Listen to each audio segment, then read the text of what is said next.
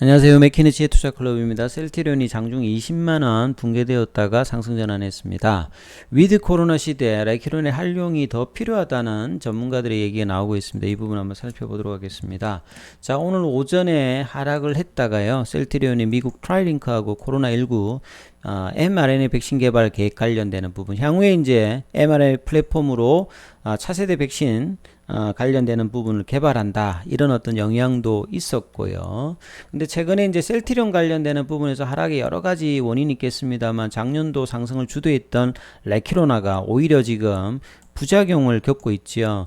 보통 이제 항체 치료제 같은 경우는 고가이다 보니까요, 시장의 어떤 주 무대는 유럽과 미국입니다. 그래서 근데 여기에서 경쟁사인 리제론이라든지 일라이리 같은 경우에는 이 공식 판매 관련되는, 전에 이제 사전 계약을 많이 맺었는데요. 레키로나는 이 부분들이 상당히 지금 약한 상태죠. 추가 계약이 좀 부재 관련되는 부분에서 회사도 이제 이 부분에서 좀 당황하는 어떤 기색들이 많은데요.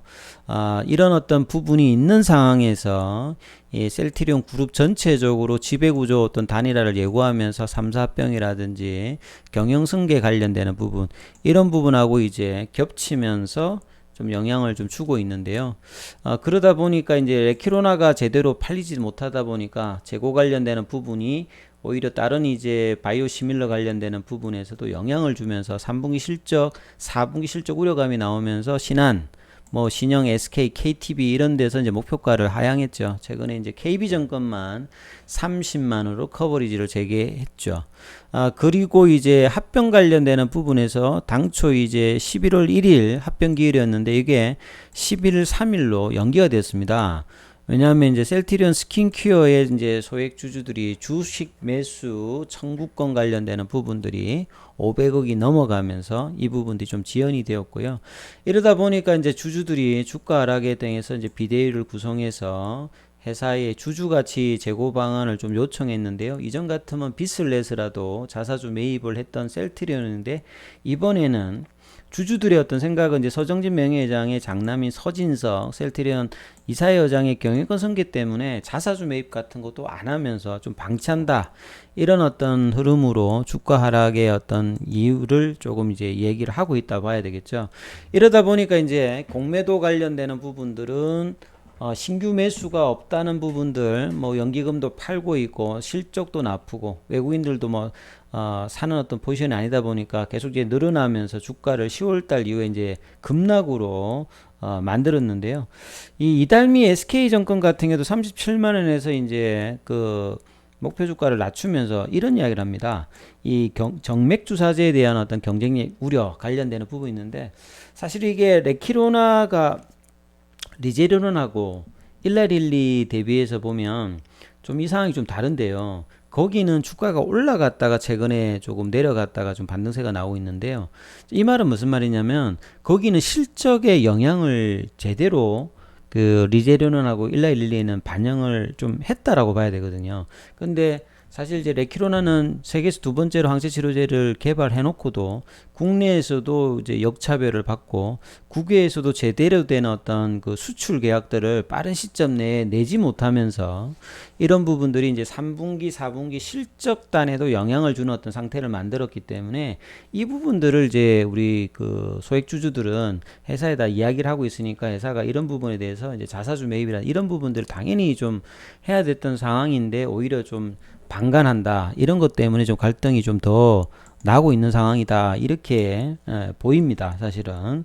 그래서 경영진들의 어떤 미스가 개발을 해놓고 제대로 대응을 하지 못했던 부분들이, 감염병은 이걸 항구적으로 계속 가는 게 아니고요, 일정 시점에서 매출에 피크아웃이 나오는 어떤 상황인데, 이런 부분들을 조금 너무 좀 대충 생각을 했지 않나 싶은 생각이 들 정도로 그 수출 계약이 너무 안 나온 거죠.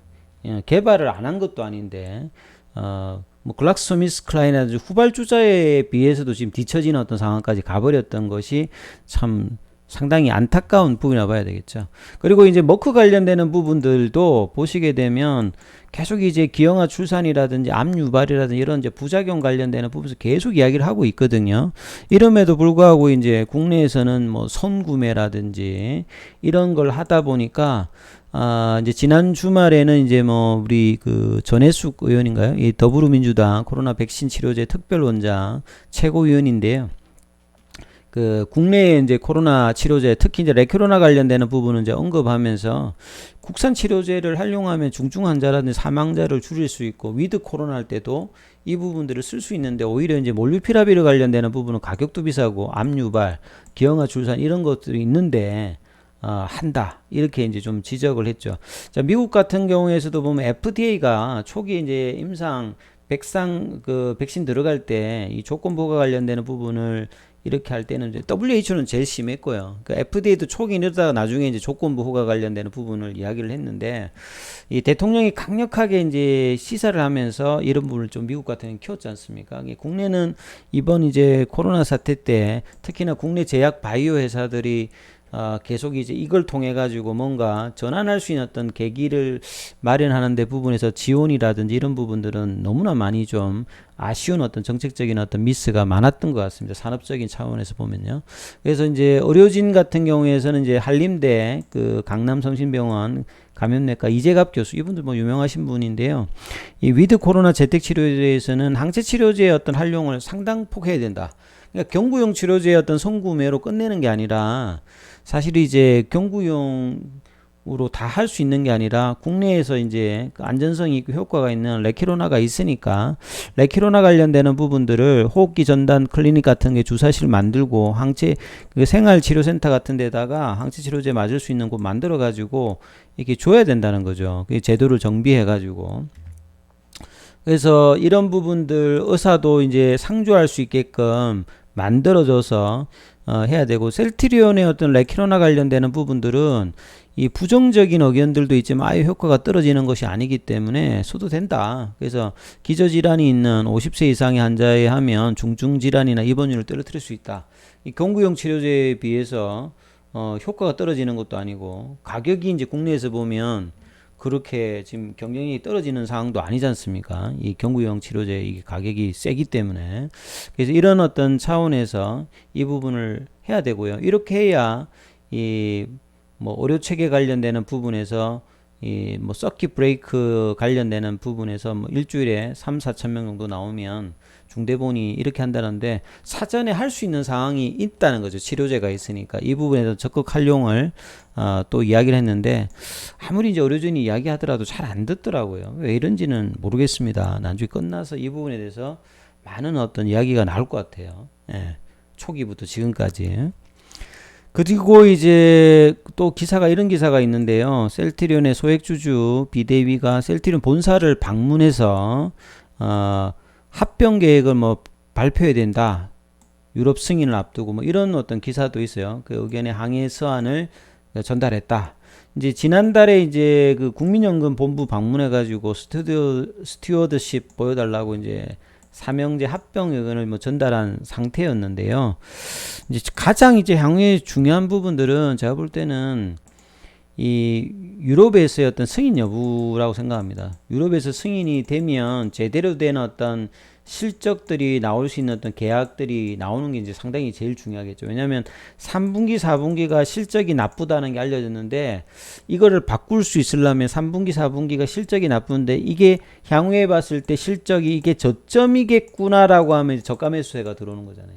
지금 뭐냐면 3분기, 4분기가 실적이 나쁜데 향후에도 그러면 더 나쁘면 어떠냐 이런 어떤 이제 우려감이 있기 때문에 신규 매수세가 좀 주춤하는 것 같아요. 주가가 반토막이 났음에도 불구하고 그 말은 뭐냐면 레키로나의 어떤 재고 관련되는 부분들 이 부분 셀트리온 이 부분들이 원활하게 해소되는 부분이 나오려면 승인 여부가 제일 중요하잖아요. 그래서 11월 8일부터 진행되는 EMA의 CAMP 관련되는 부분에서 권고 승인이 어떻게 나오느냐 그리고 FDA로 어떻게 되느냐 이게 그 11월 달이 향후의 어떤 셀트리온 입장에서는 엄청나게 중요한 어떤 달인 것 같습니다. 그래서 이 부분이 어떻게 될지를 상당히 잘 보셔야 되고요.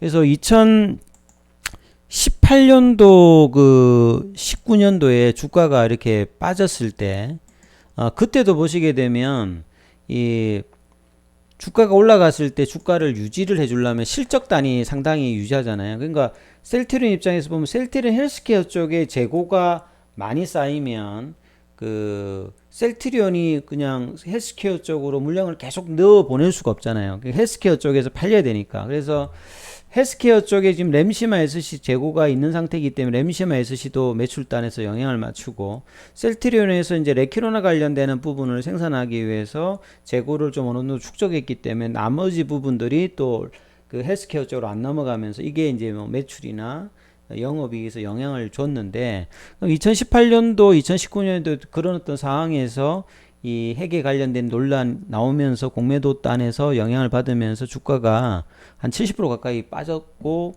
이런 어떤 흐름에서 10만 원대 초반까지 밀렸다가 한 1년 가까이 이제 행보를 하다가 이제 작년에 다시 이제 전고점을 회복했다가 다시 유지를 못하고 내려갔잖아요. 이번에도 결국은 뭐냐면 이 3분기, 4분기 실적 우려감이 대동되면서 이제 그 기관들의 어떤 매도와 이런 부분인데, 이걸 해결하기 위해서는 이런 부분들이 이제 풀릴 수 있는 어떤 계기가 모멘텀으로 나야 되기 때문에 11월 달에 EMA 어떤 흐름들이 정말 중요하다, 이렇게 봐야 되겠죠. 그래서 주가의 흐름으로 보신다고 하면 이전에 박스권의 어떤 저점이었던 25만원대가 오히려 이제 향후에는 이제 좀 저항대가 될 것 같죠. 25만원대, 30만원대가 그럴 거고, 오늘 이제 흐름으로 보게 되면 이제 개인들은 오히려 또 매도가 나왔고요. 기관들은 매수, 외국인들은 아직 집계가 안 돼 있고, 자, 공매도 관련되는 부분들은 금요일 대비해서는 이제 6.91로 좀 줄었고요. 이제 외국인 관련되는 부분과 이런 어떤 현물에서 어떤 수급 관련되는 부분들이 오늘 조금 이제 양봉은 양봉입니다만, 이렇게 금요일 나왔던 이 연봉 있잖아요. 거래량 실었던 이 연봉을 주가가 반등하기 위해서는 이런 부분들을 이번 주에 돌려놔야 됩니다. 돌려놓지 못한다라고 하면 또 플랫형으로 간다든지 옆으로 가는 모습을, 재료가 나올 때까지 계속 이렇게 그 흘러가는 흐름이 나오거든요. 밸류에이션 저평가 하더라도 신규 매수자의 어떤 심리로 본다면, 자, 이런 부분들을 상쇄할 수 있는 기대감이 유럽에서 나오면서 그런 어떤 흐름들을 기대하면서 이제 수급의 어떤 모습들이 빠르게 이제 이 한 22만원대 이 라인들을 돌파하는 흐름들이 나오면서 이제 11월 달에 어떤 주가 흐름이 3분기 실적 관련된 어떤 불확실성이 좀 해소되면서 전환의 어떤 기대감이 향후에 좀 나오지 않을까, 이렇게 좀 예상을 해보는데요. 자, 아무튼 이런 어떤 생각들을 뭐 참조하시면서 투자 대응 전략을 좀 짜셔야 될 것 같습니다. 여기까지 하겠습니다. 예.